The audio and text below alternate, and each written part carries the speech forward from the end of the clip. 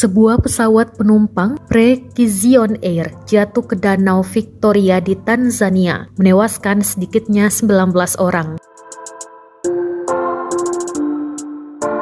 Rekaman penampakan pesawat yang jatuh beredar di Telegram pada Selasa 8 November 2022. Dikutip Obus Rafatel, akibat kecelakaan itu 19 orang tewas, diumumkan Precision Air di Twitter.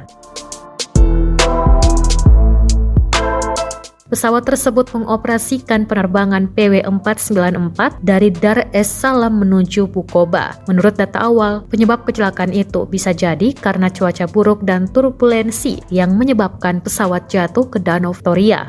Penerbangan Precision Air nomor PW494 terbang dari Dar es Salaam ke Bukoba terlibat dalam kecelakaan saat mendekati Bandara Bukoba. Tim penyelamat pergi ke tempat kejadian. Rincian lebih lanjut akan dipublikasikan dalam waktu beberapa jam ke depan, kata maskapai itu dalam sebuah pernyataan.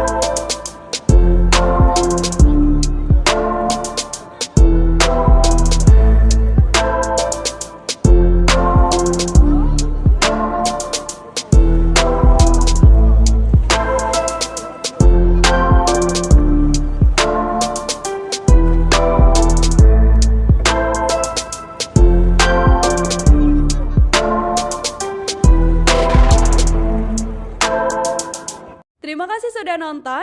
Jangan lupa like, subscribe, dan share ya.